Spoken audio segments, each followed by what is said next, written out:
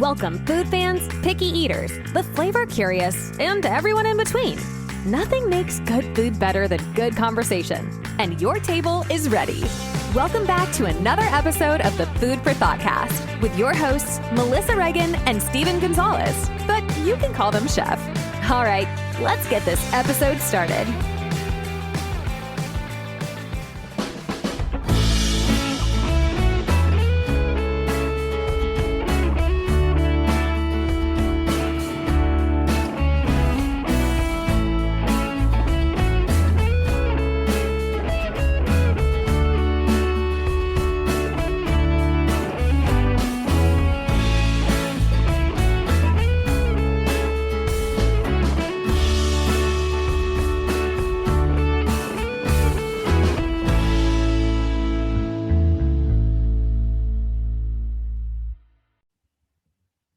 Hey there, food fans. Welcome back to the Food for ThoughtCast with me, your host, Melissa Reagan, and my co-host with the most, Chef Steven Gonzalez. What is up, Steve? Hi, how's it going? Hi. I was trying to build a little bit of dramatic pause in there, but I don't know. I promise I'm not always yawning. Dude, same. Well, it can be you this time. Anyone that watches like this on YouTube is probably thinking like they should call this the Food for Yawncast because y'all are always yawning. Bro, it always is me. Right. I mean, the moment my body sits down for more than 10 seconds, it's like, oh, are we doing the sleep thing now? No. Calm down. Tell me about it. I'm not used to it either. Down. You know? Seriously. Steve, what you been up to? You didn't get any weather, right? I am back in the 60s and high 30s. The sun's out. I can wash my vehicle. What's the sun? And it is nice outside. Just light sweater weather. Light sweater All weather. about it. Yeah. I was very happy. We got, I think, 20 minutes of sun today. And I don't know if you've ever tried to clear a driveway of snow using a broom. It is not the right tool. Buy you a snow shovel. It's not the right tool when you have a 40-year-old back. Well, you know, in my defense, I moved to a state where I didn't think I would need a snow shovel, but this is the 5th winter weather event we've had since I moved to North Carolina. I would like my money back. Thank you. This is like that meme where everything's on fire and the character's just like, this is fine. This is fine. Everything's fine. Exactly. Steven, yeah. And bad backing and yeah. So, and I know the people in there. So I did try to buy a snow shovel. I was late to the game. They're all sold out. I'm not willing to pay an outrageous amount. I have a regular shovel. That's really, really bad for you to try to do that. It's the exerting yourself in cold weather is how a lot of people have heart attacks snow shoveling, and they'll try to scoop it up instead of pushing the snow. But it's just fine enough powder that I was able to use a broom. And I know the people on my street were like totally staring at me and judging me. But guess what? I had a nice clean driveway to walk the dogs down this morning, and they did not.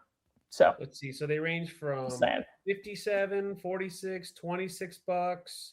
Depends on what you want. Mm-hmm. Yeah. So hopefully this is the last time, and then I can suddenly remember in December this year, and then I'll be back on track. Electric snow shovel, 11-inch, $350. Does all the work for you though. I did see a guy on a four-wheeler today who had like a scoop on the front, and I was like, I know you think you're going to do stuff with that, but you're not. And I watched him go up and down the street a couple times. I was like, it's not really, I think it's more for fun than anything, but I think he was trying to help. So yeah, well, we'll have to send one your way from Texas. That's hysterical. I have no use for one. Sorry. I'm going to put it out there in the universe that I won't need one again until next year.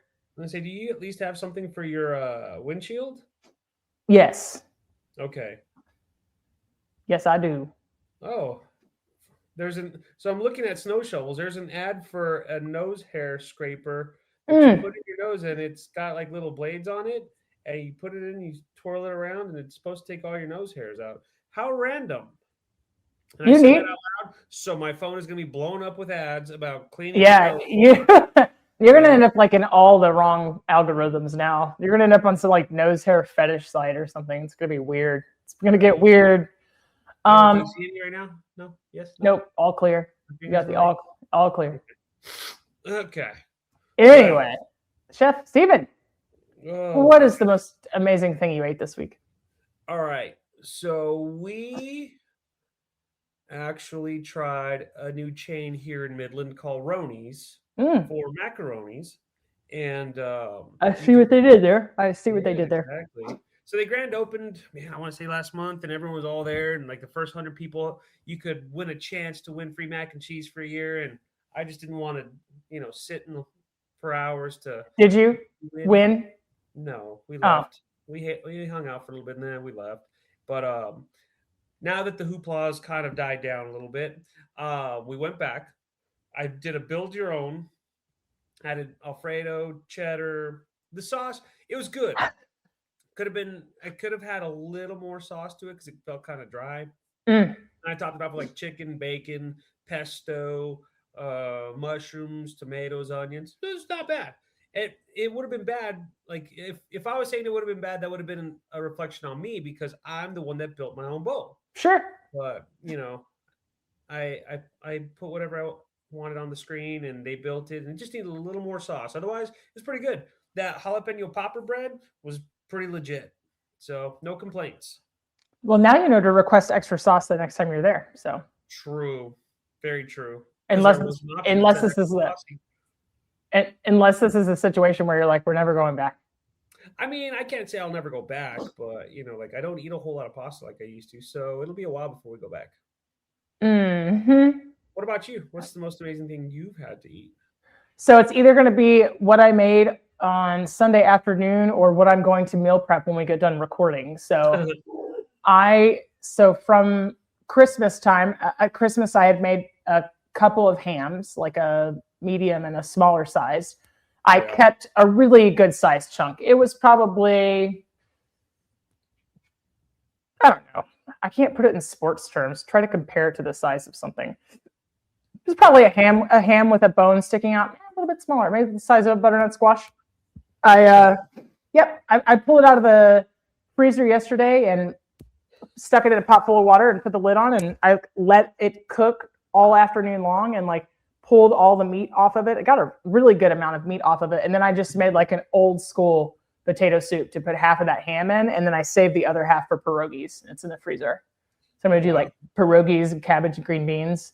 But yeah, this basic onion, carrot, celery, heavy cream. I did blend up cottage cheese for extra protein. So just melted right in, heavy cream, and kind of took that mixture and made my slurry. So just like whisked a little bit of flour in there, but I had that beautiful ham broth, all those bits of ham, onion, celery, carrot, and potatoes, some garlic, some Finch barbecue seasoning. I like a lot of black pepper in my potato soup. So that's what I did. And some salt. And it's amazing. I didn't need much salt because of the ham, but so good. And I really have to be in the mood to eat soup, especially at home. I think I've eaten 4 times. No regrets. That sounds like you were using everything that you had and then some. Mm-hmm. A lot of foods that would have been similar to when the colonial days were happening. Yes. Which is what we're kind of talking about today. Using all the things. Ding, ding, ding, ding, ding. All the things. Steve, can I tell you really quick what I'm going to meal prep for breakfast tonight for the week? Tell me.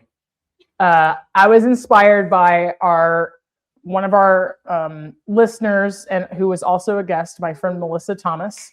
Mm-hmm. And she made a high protein. Not everything has to be high protein, guys. It's just how I live my life. You do you. But she used the Kodiak pancake mix. It has a muffin recipe variation on the back.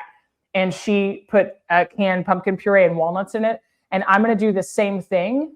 You know that historically I don't super care for pumpkin. I like it in a muffin though.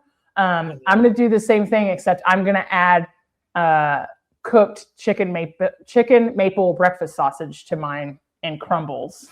So it's going to be like a pumpkin maple sausage McGriddle muffin.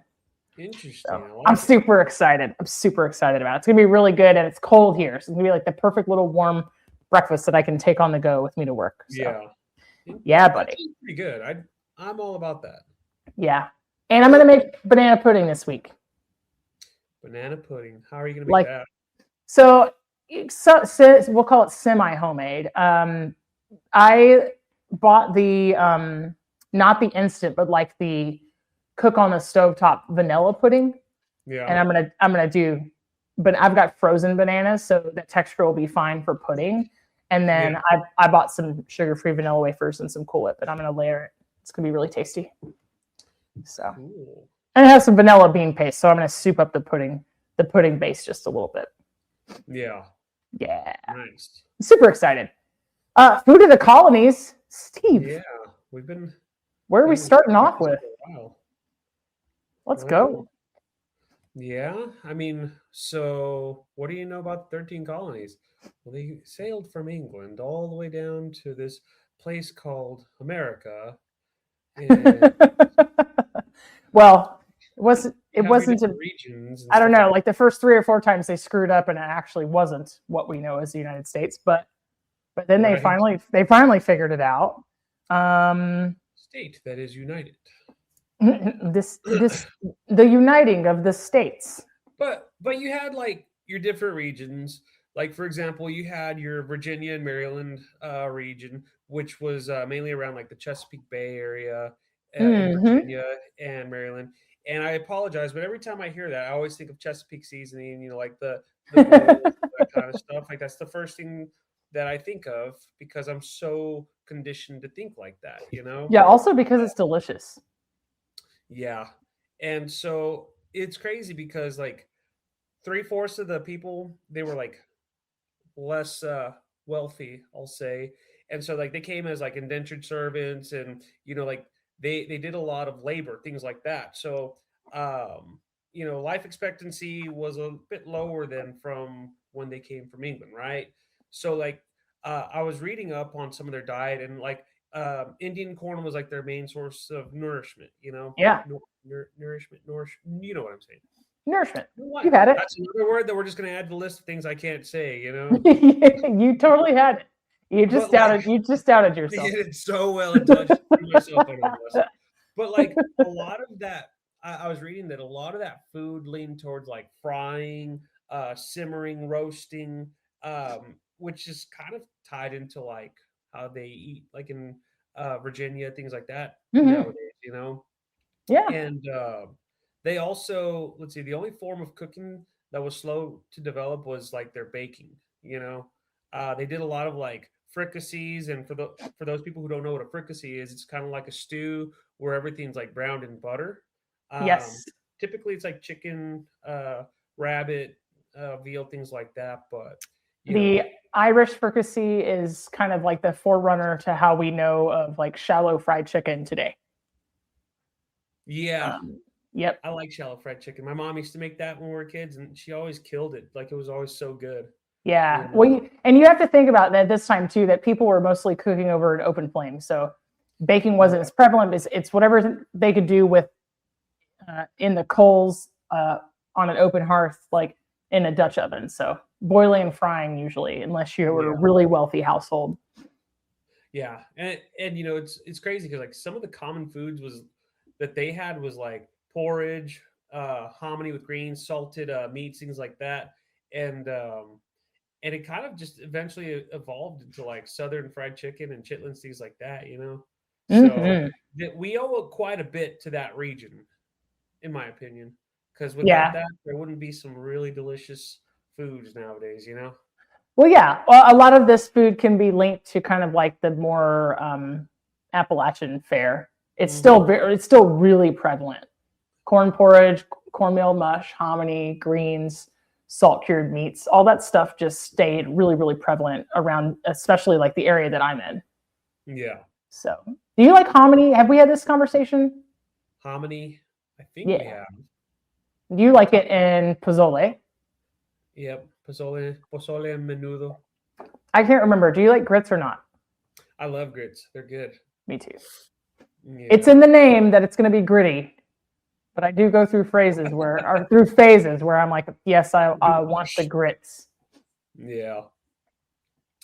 So yeah, I think that a lot of food came out of there. It's just so good. It's like I want to say it's almost like soul food in the sense where like a lot of love goes into like all those dishes. Because I can't tell you how many times like I've wanted to go to the East Coast because I hear like there's just so much good food out there, Hmm. and like there's just so much love and passion that goes into all that food, like in Mm. that area. Not saying that it doesn't happen around the country, around the world, but like every time I hear about food from like Virginia, the East Coast, things like that, you just always have that good old boy or that what I'm saying type of Yeah. mentality. So that's just me. Yeah. Well, I think it has a lot to do with the culture that this type of food was like the it was really the predecessor of like what we would think of as slow cuisine. Yeah, Yeah. true. What other regions were there? There was the New England region, which of Hmm. course, what do you think of when you think of New England? Baked beans I was gonna say seafood, chowder, and baked beans, baked Boston beans. baked beans. I mean, a lot of wildlife, a lot of seafood. I love seafood. It's still one of my favorite things. Like I'm just a huge fan of it. Any and everything. The only seafood I'm not a big fan of, which I don't consider it seafood, is tilapia. But Mm. also, but I'll contradict myself because it's a bottom feeder. But I like catfish, which is also a bottom feeder, but only fried catfish. I don't know, just me. It's funny. I have to really be in the mood for catfish. I think that, so when we talk about the area called New England, um, obviously there's an Old England and still exists today, right? It's just called So England. just called England. So you have a couple of different people groups that came over, right? You actually have the Pilgrims, which were like a splinter group of really, really radicalized religious fanatics, even more so than like the Puritans. And then you have like the earlier settlers who would kind of just dot all of the East Coast of what we now call the United States. But interestingly enough, like they would try to recreate dishes from home, but they would have to do it with what was available here. Yeah. So it kind of changed the way that a lot of people approach food. I can't imagine going to a new country in a different time that we live in, right, without any guidance of like, I can't ask Google what X, Y, and Z is. That's terrifying. Terrifying. Not knowing, like coming to a new country without any knowledge of what's there. Maybe it's full of things that, want to eat you, or it's disease or famine or whatever it is. It's like the fact that they developed some of the cuisine that they did is really incredible. Yeah. So, Although, circling back to your whole baked beans dish, mm, who thought of baking beans? You know what I'm saying? yeah, Because I'm so used to it like being cooked, stovetop, never baked, you know? yep, yep. Well, All the way to the Mayans, though, the process of baking beans, but baking very different from like what we would say. yeah, because They didn't. nowadays Somebody had like an baked oven beans to are put it very in. sweet. Yeah, Or is it just yeah, yeah. me? That's the Heinz company. Totally. That's just They totally ruined like it. H.J. Heinz sometime in the 1800s. But yeah, when we think about baking beans, it's like first peoples of the Americas. So the people would have been here before the people that came over for the colonies. And then all the way back to the Mayans in the 1500s. They would mix together like mixed beans, a lot of varieties that aren't available today. And they would put it in an earthenware pot and they would put it in a pit and they would line the pit with hot rocks. So kind of like barbacoa, Yeah. right? So yeah, Yeah. whatever it is, I like them. I like baked beans a lot. They're good. I'm not saying anything negative about it. Oh yeah, no, I adore them. Yeah. Probably a little bit too much. And my big guilty pleasure is putting baked beans into a baked potato and putting really sharp cheddar cheese on top. So Interesting. I mean, it's not a bad thing, but I still to this day, I don't think I've ever done that. you should try it. I'm thinking about if I've ever done it. I don't know. But Hey, yeah. I think if 2025 was the year of protein, 2026 has to be the year of fiber. Oh, All the people out here just eating loads of protein and can't poop. I'm just saying it here, folks. 2026 could be the year of fiber. welcome to the Eat your beans. Eat your beans. Yeah. Eat your beans.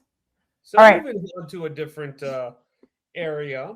We Yeah. also What have else like did the they eat? Delaware Valley, the Mid-Atlantic region, things like that, where it was very Quaker centric, if you will, where they were kind of similar to like the Puritans, where Mm-hmm. they were very strict with, they were very regimented, you know what I'm saying? Yes. And that was through like religious teachings, things like that. But I would imagine it was also very strict as far as their diets, because I was reading that they were just very plain and simple.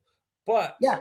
They didn't one of eat tea or one of milk my or favorite butter. things that came from that is scrapple, The Scrapple. which we've talked Of about many all, I times. think of all the things, right, is like we can't eat butter because it's considered too because it's considered like a sinful. But yeah, we're gonna make scrapple, which is also like really despicable. We also had like animal fat. So, well, I mean, Sure, that's sure, not, sure. No, yeah, I don't know. I just think it's funny. That's like you can't eat this, but you can eat that. yeah. I don't But know. All right, tell me all the ways you've had scrapple. I've had fried scrapple, pan fried scrapple. That's about it. That's about all I That's got to very say about simple. that. Very simple. I've only had it like two different ways, and both ways are delicious. So, yeah. So the scrapple that we know today kind of comes in like a brick. It's very similar to spam, and the one that they made then would have been like cooked in a pot.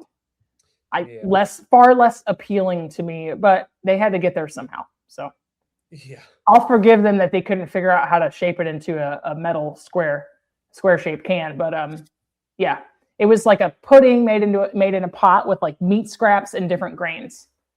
So Yeah. yep. They, let's see. Um, Travelers also note like the apple dumplings. Ooh.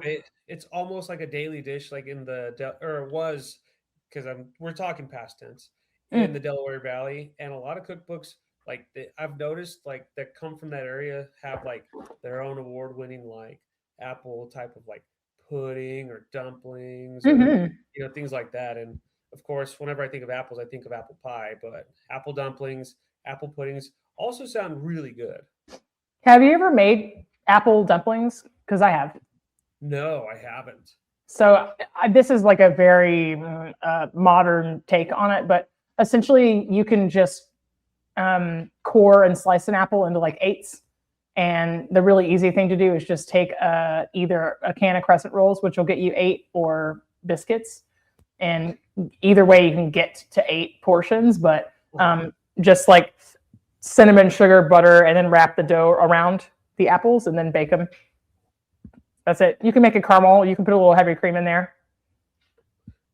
People on TikTok use Sprite. I don't care for that method, but because I want the dumpling part to be crispy. Yeah. Not like a chicken and dumplings, but I think that would be really good too. No, like Greek yogurt, a little bit of bread flour, brown sugar, roll out dumplings and cook them in like stewed apples. I think that would be delicious. Yeah. Basically like fried apples and like sweet dumplings instead of savory. So basically replacing the chicken and dumplings with apple. I need to try that. You would eat it. You would love it. I would eat it, and I would eat it good. Do you know the thing I'm most sad about that they didn't have is Fresca. They didn't have it at that time, so I'm not quite sure I would have been able to survive. I don't know. Did they really live though? Right. Did they live? You know what also came from a Quaker like cuisine? Is it the oatmeal? Yes. No. Ever since I was a little boy, I kid. was associated Quakers with oatmeal. I kid. Tell me what else came from it. Cream cheese kind of had its origins from Quaker cooking. Nice. It was it wasn't like true cream cheese, but like they would like during the colonial times, it was made with like rennet or curds, or it was not, but like rather cream that was warmed gently and then allowed to stand like wrapped in cloth Nice. until it became like a semi-solid. So that's kind of the origins, but not really. You know what I'm saying? Yeah, so it's kind of like a farmer's cheese that they put in a what we would now Yeah. call a cheesecloth, but it probably just looked like a piece of linen. Yeah. Nice. What about, did they have bagels though? That's the important piece. Warlocks? Couldn't tell Did you. they have bagels to eat the cream cheese on? No, but they probably had oatmeal. They probably had bread for sure. They had to have had bread. They totally had bread. They totally had bread. Totally. So a little cream cheese, scrapple, crumpet sandwich. Just saying. With tea. With tea. I like it. I don't know. It's exciting. all, yeah. But like it makes you wonder like what their diet really, consisted of. Mm-hmm. Especially like when they were first forming before the American Revolution, things like that. Speaking of which, if you ever go to Philadelphia, you need to take one of those tours and like the American Revolution tours, the American Revolution Museum. So interesting. So I don't want to call it fun, but like I thoroughly enjoyed myself like learning about what life was like, what took place during the American Revolution, things like that, like the history of our country, You could have fun. I mean, just because they weren't necessarily having fun, you could have fun Yeah. learning. That's okay. That's true. That is very true. That's all right. But like I know a lot of their diet had to have been like crops and stuff that they grew themselves, Yeah. What do you think? What do you think life was like pre-American Revolution? What kind of crops have you grown? Well, I was thinking about the last time we talked about kind of breakfast and how it became officially breakfast, right? Like the Industrial Revolution, people having to leave the house before the sun came up, and et cetera, et cetera. And so before that, most of the meals, you could have 2 or 3 meals a day, but they weren't based on anything except for like, this is what we have available.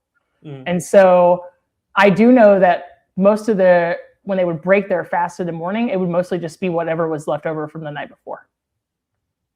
So it could be game, it could be fish that they had, it could be vegetables. In elementary school, we learn about the 3 sisters, right? Squash, corn, beans. I don't remember that, but you don't remember that later in life. Well, everything's always come down to food for me, so I remember vividly. But it's because the crops work really well with each other. So I probably would have been one of those people who just starved to death because like I can't grow. Yeah. Grow like small bell peppers, things like that. Yeah. And that's about it. The beans give nitrogen back to the soil. The stalks provide a uppinning for the vines, and et cetera, et cetera. And then they're all like really beneficial for each other. So you can plant them together. Yeah. They didn't. The people who settled didn't know that. They learned it from the indigenous peoples. But yeah, essentially it was any game you could get a hold of. You might have some wheat flour if you could, or whatever grain, but you would have to mill it into flour. So that would be your porridge or your dough, but it was unleavened. Whatever you had was unleavened. And then, so it was probably just like a really flat bread, and then whatever greens you could find. And I mean, God forbid you picked something that was poisonous if you were having to forage to survive, I'm sure people learned about it along the way. Oh yeah. Well, I hate to be the guy that learned it the first time. They also probably had cast iron stomachs. Maybe. Yeah. But yeah, I mean, like, can you imagine just growing crops and just like trying to figure out like how it grows best, how much to water it, taking care of it, things like that, Or I told you I'm on a blacklist for plants, so if I can't purchase house plants, like, then also no. Yeah. So or even like hunting or growing animal or like raising animals to like just kill them. Nowadays, it's kind of tough because like if you're on a farm, yeah, you're commercially growing it, but like you grow or you raise your own animals. Like my brother has like cows and pigs and chickens and all sorts of stuff, and he won't eat any of those animals other than like the eggs that the chickens lay or his turkeys and stuff. But I'm just like, yeah, like you name everything, and some people, I wonder if they had the same issues. Kids would name the sheep or the cows, and then of course, gotta eat them, So It's interesting to think about it from that point of view. I'm not quite sure. Maybe they had a dog that they said this isn't food. And, interesting to think about how it comes around keeping of pets, right? Domesticating animals. Yeah. All right. I would thrive a lot off of like hunting deer and stuff because I don't name my deer. If I have to come across a deer and I get it, great. But I'm also going to use like every part of that deer or as much as I possibly can, But yeah, well, you definitely wouldn't have a choice. And I mean, and then they learned those methods. Like, we have modern day jerky, but they would learn about things like pemmican from the indigenous people. Yeah. Like long-term storage and like preservation of the meat, mixing it with spices and maybe like dried fruit to eat it for a long, long time. Up in the northern colonies, Steve, they grew things like turnips, onions, cabbage, carrot, and parsnips, along with pulses, which is a fancy name for beans, and also lentils, and then legumes. So, yep. They also did like cucumbers and a lot of squash, I would imagine. Pumpkins and gourds, and I love squash. It's so good. I don't know. I'm still up on like I would have been hunting a lot of deer.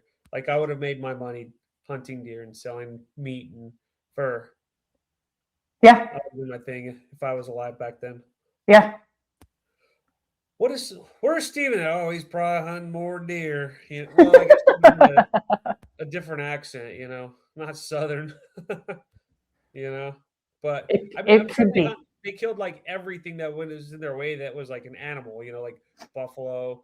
I'm sure they did fishing, turkeys, bears. You think they killed bears and ate bears? Yeah, I think so. I've never eaten bear. I know you can. I'd be about that. Well, it would be a really long time before anybody placed importance on like the extinction of species or scientific study or kind of like those social mores about what it is okay to eat and what it isn't okay to eat. Yeah. I think that kind of the tide was turning on horses right around that time. They were seeing them as service, not quite companionship or pets or family animals quite yet, but we know that in Paris they would eat it. It is still consumed in other areas around the world today. Turtles, Stephen. Turtles were considered a delicacy. They ate a boatload of them. The colonists did because they were used to having them also in Europe. So I would try turtle. Yeah, well, that's how we have mock turtle soup now. Is they were overfished and overharvested, and then you couldn't get it. But people still consider it like a status symbol.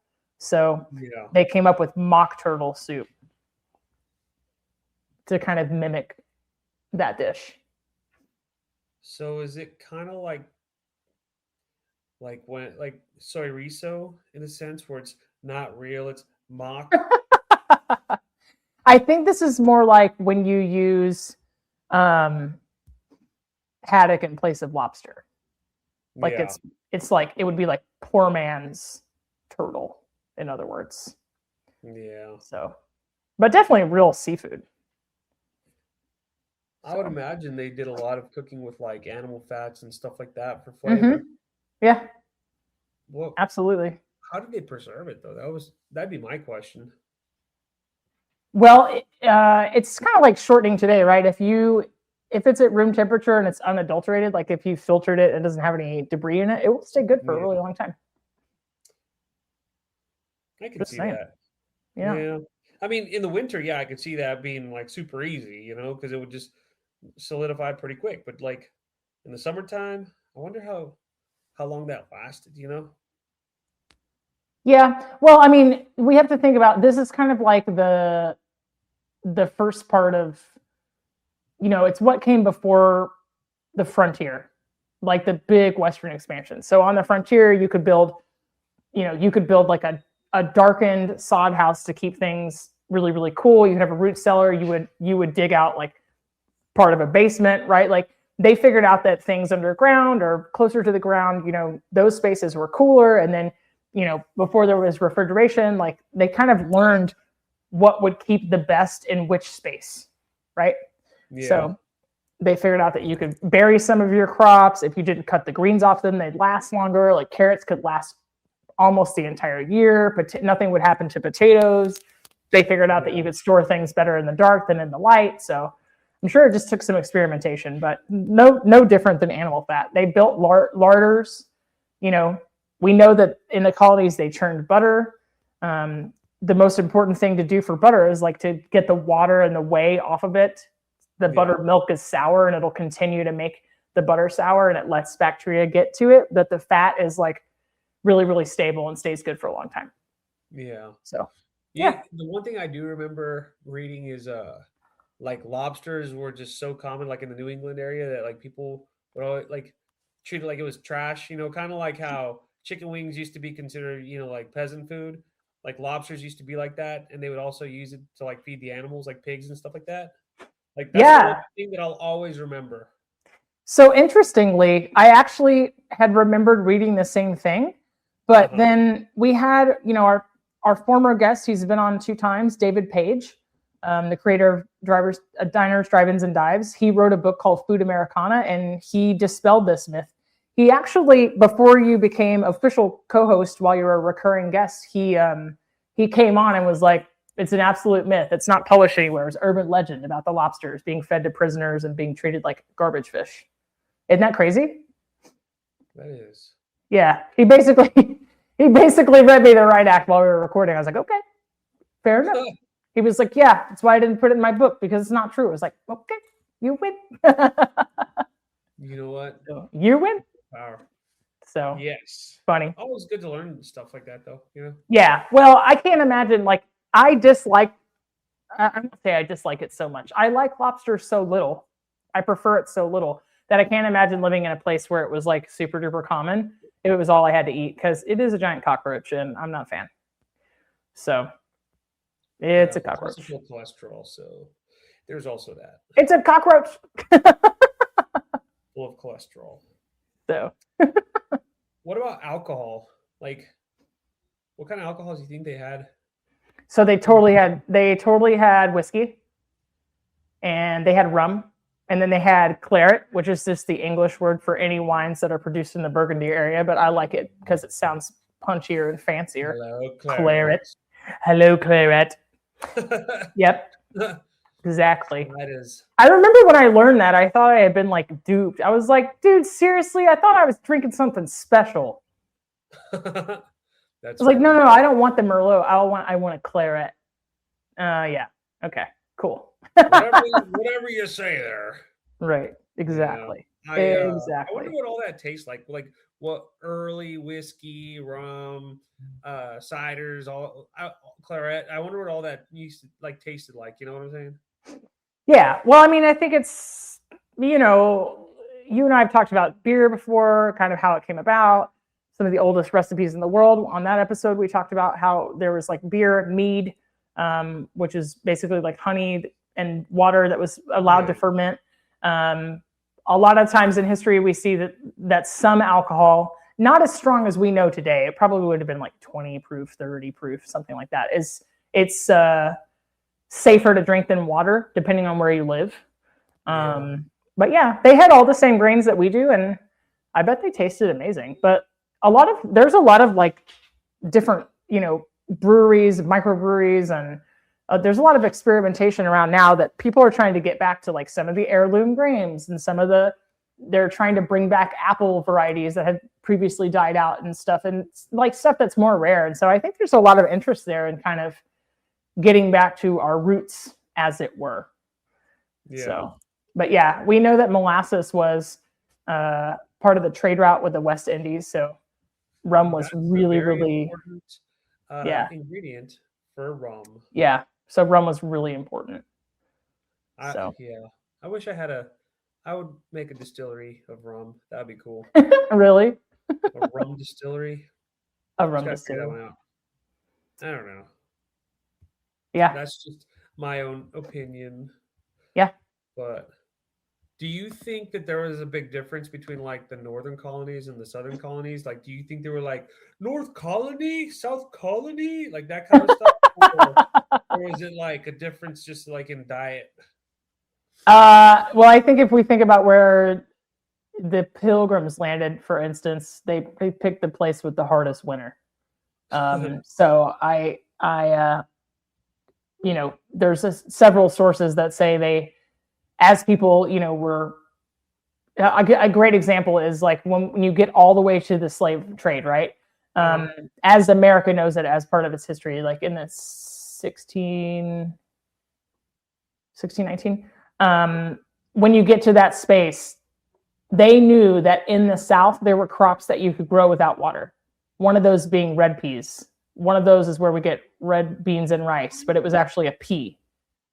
And it grows in soil that's like predominantly sandy and loamy, but you can literally sprinkle it on the soil and leave it alone and it will grow and like people can eat it.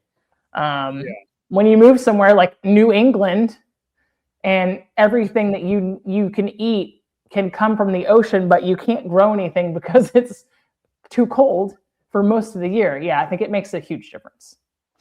Yeah, because like it's crazy because you can only grow food certain times of the year, like in that area. The rest, it's like still going for seafood, things like that. I would imagine. Can't grow crops year round. Yep. So yeah, I'm sure they were very creative when it came to curing foods and things like that. And of course, let's just put it outside. It'll stay because it's going to be frozen outside, Yeah. But like in the South, you can grow stuff almost year round. I can't say year round because I'm in Texas, and this time of year you can't really grow stuff. Well, you can't grow stuff either, I'll say that the weather has probably changed a ton from that day and age, right? Like we've seen it. That damn El Nino. Yeah. But yeah, I would have been a Southern colony type of person.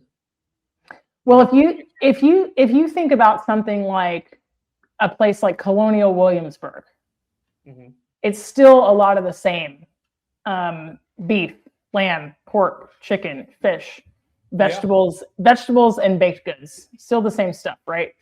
You had turkey, you had poultry, you had crab, oyster, and trout because that's what would have been available like down here. When you get into the barrier islands and you get kind of further down to like both Virginias down to the Carolinas, Georgia, that area, you have all the same stuff like sweet potatoes, a pumpkin and squash. You've got ales, you've got cider. Virginia offered just a little bit something different though, which was peanuts.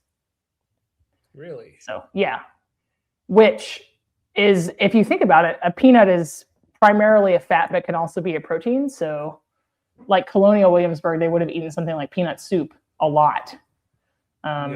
Which in that day was like way to stay hydrated and, you could have a fat. It'll help you survive. Interesting. So also things like fried ox tongue. Would you try fried ox tongue? Yeah, in a heartbeat. I know you would. Well, I know like I was also reading because like they also ate like squirrel, possum, rabbit, of course. I would try it. I've heard squirrel's pretty good. I've never had possum. Rabbit, of course, rabbit's delicious. But like how I wouldn't even know how to prepare that. Squirrel stew. Possum. I don't know what I would I think as long as you clean it correctly and dice it, you could literally just pan fry it. So anything you could do on a stove, you could do over an open fire. The southern filet mignon. It's so gross. Dude, I would totally try it. I would. No joke. I would try possum. I don't. They're so cute though. Are they? I can't. It's I can't. You can't put your like 21st century perspective into a that 17th century brain, right? Like it doesn't really. It doesn't really make sense. Like back in that day, I would have been like, that is a rodent. That is a food source. Whereas today I'm like, I would like to adopt one and put tiny pajamas on it. I was just about to ask you, could you have a pet possum? Could I have one now? Yeah. Yeah. If I didn't have two giant dogs that were very territorial and very jealous of anything else that wants my attention, including this podcast. But yeah, Well, I totally would. You could be like this and have a possum hanging off your arm, like. I would. I don't know if I could or not. Like I can't. I'm not the type of person who thinks that those things are cute. I think it's definitely only a face that a mother could love for sure. But just watch one day. I'm gonna have a pet possum. You're gonna just roll up wearing one. I can't wait to see it. I cannot wait. They're like cats. They have sharp-looking teeth, and just creeps me out. I don't know.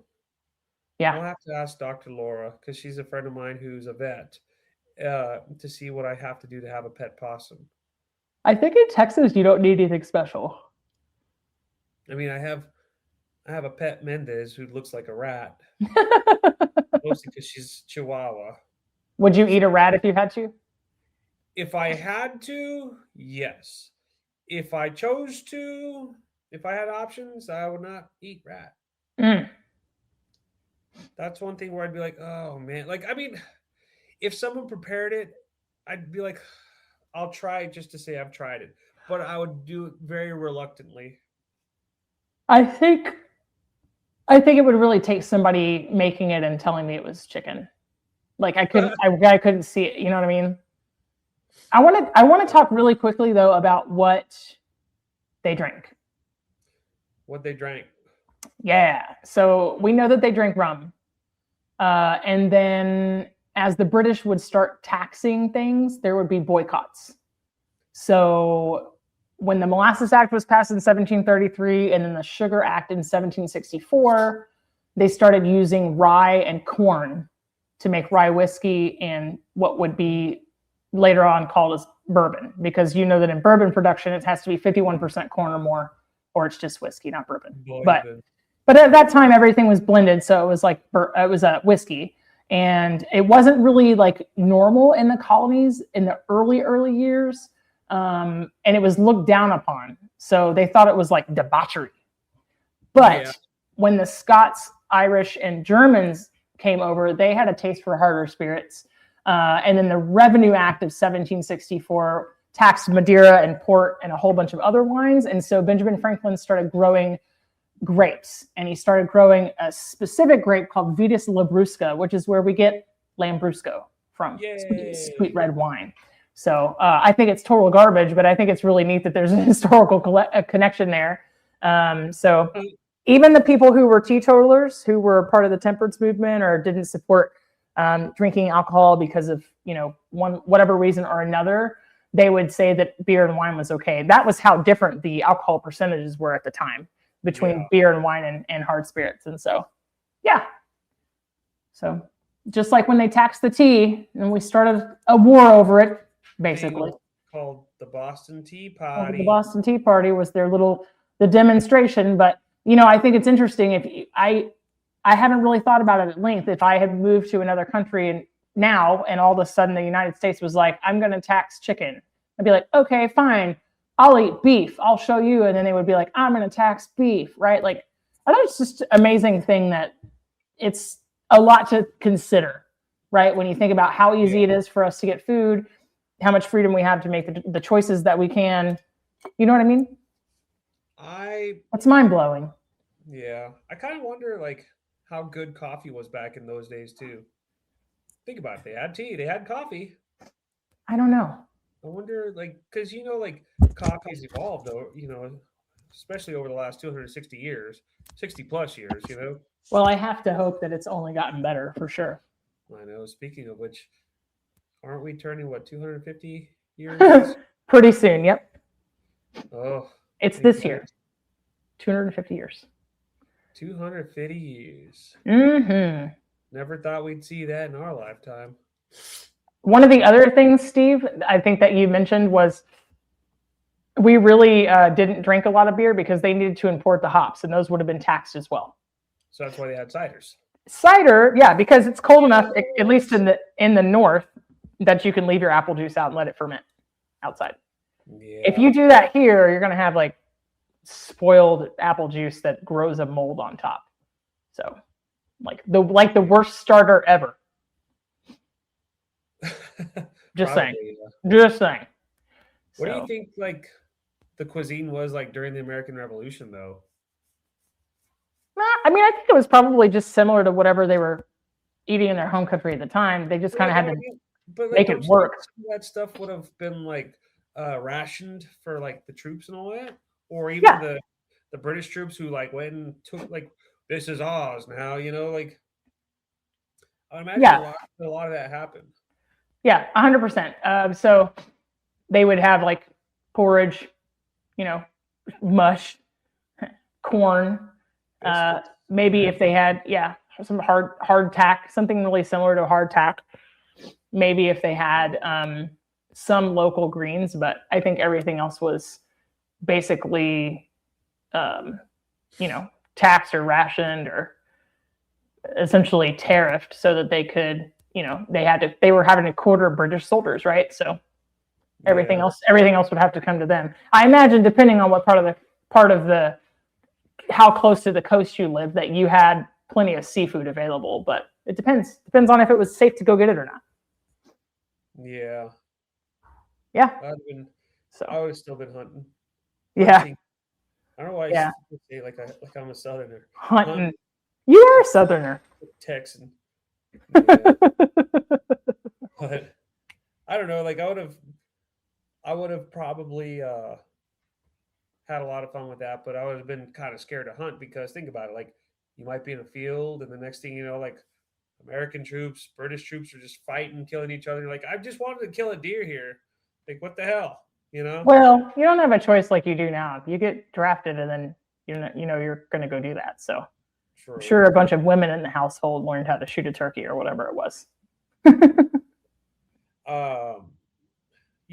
There was crazy because there's also like when you watch the movies and all that, there's a lot of French people who like came over here for the American Revolution to help out like the Americans.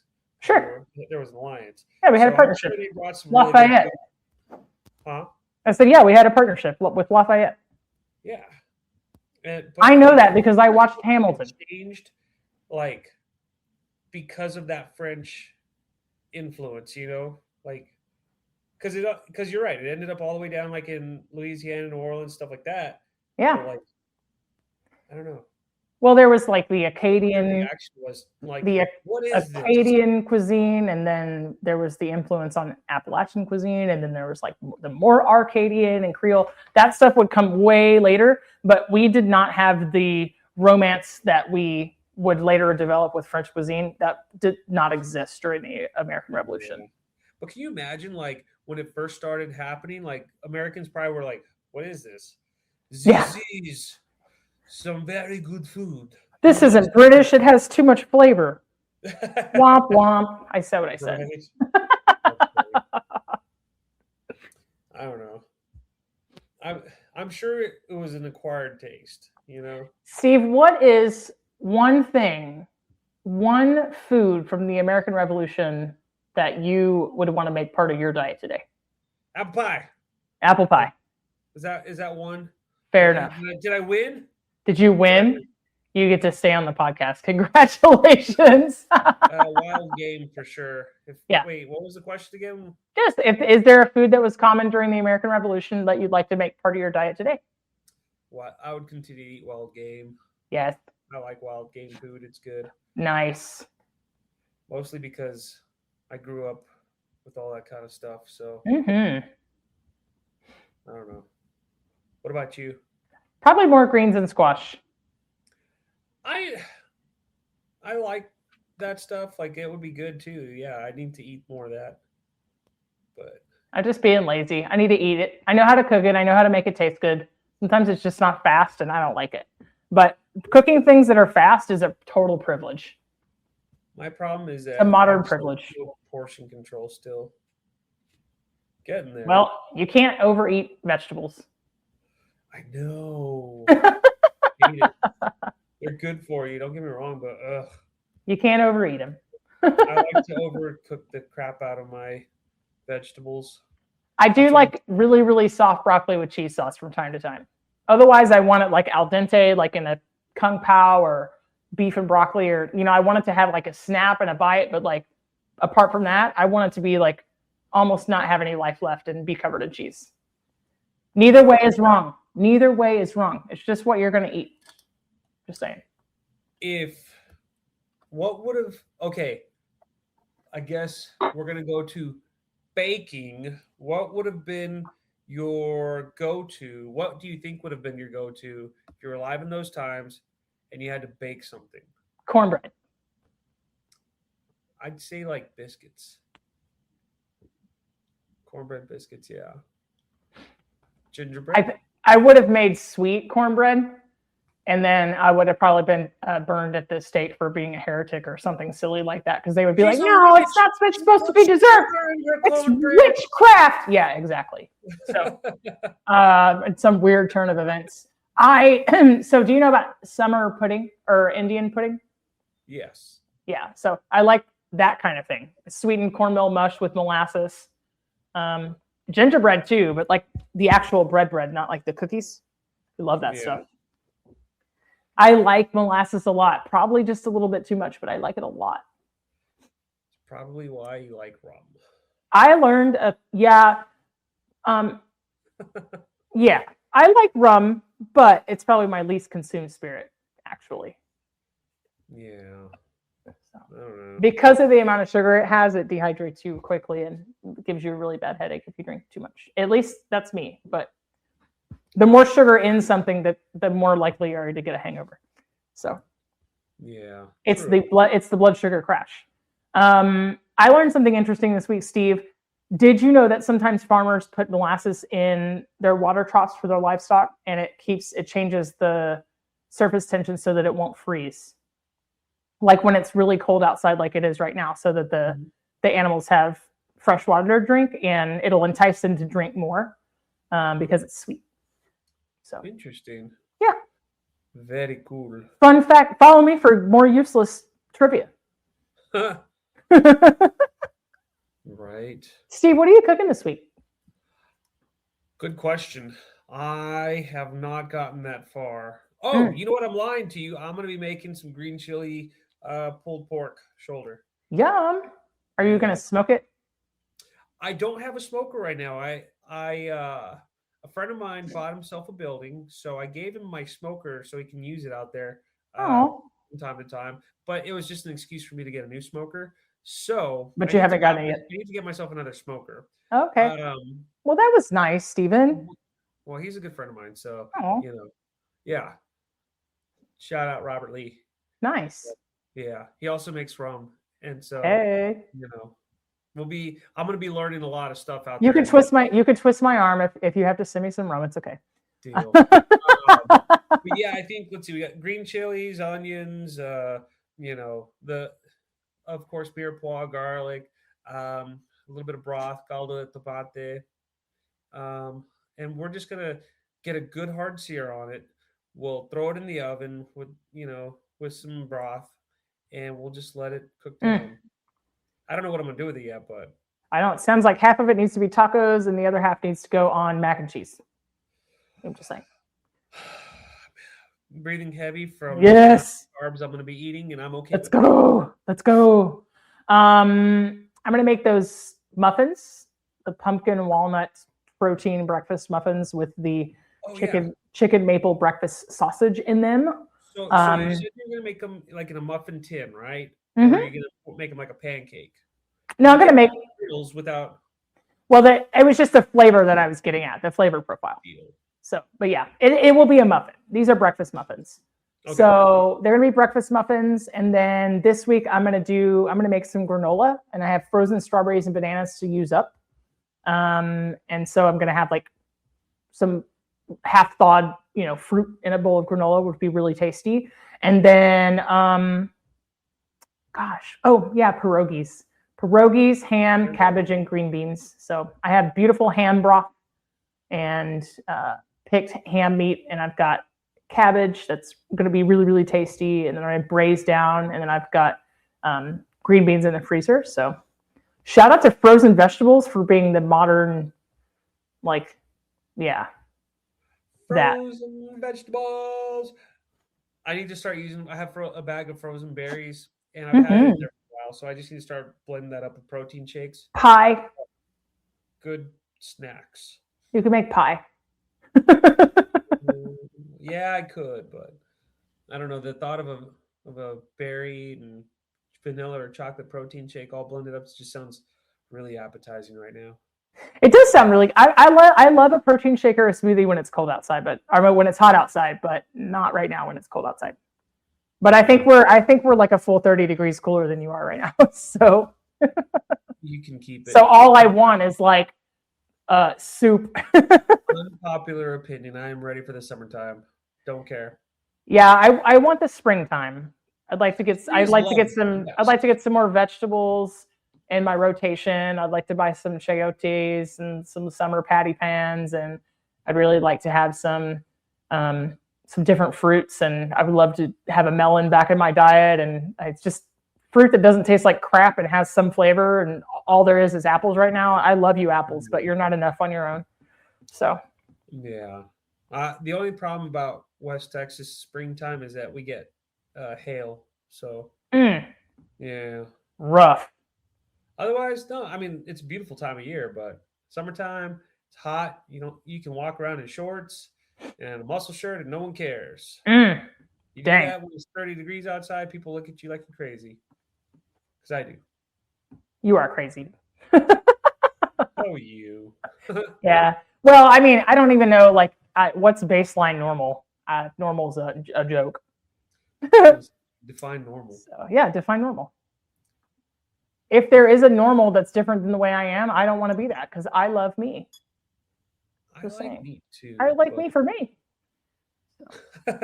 Yeah, buddy. Well, you go have fun playing with your food. I'm going to play with food, but another day. Yes. I think there's some pasta, not sugo. What's the pink sauce? Like a rosa. Yeah. Like half bechamel and half marinara. It's coming. There's lasagna bolognese coming and spaghetti with a pink sauce coming. So lovely. I can't wait. All righty. Yeah. Hey, Steve, I had a blast talking. We got to go. Okay. Okay, bye. That's a wrap for today. Until the next episode of the Food for ThoughtCast, make good food, eat good food, share it, and be kind to one another. Thanks so much for listening today. You are part of what makes us special, and we are so glad you joined us. Don't forget to rate, subscribe, and leave a review. Just like food, delicious podcasts are better when you share them with others. Come back for seconds wherever podcasts are served, and we'll catch you in the next episode of the Food for ThoughtCast.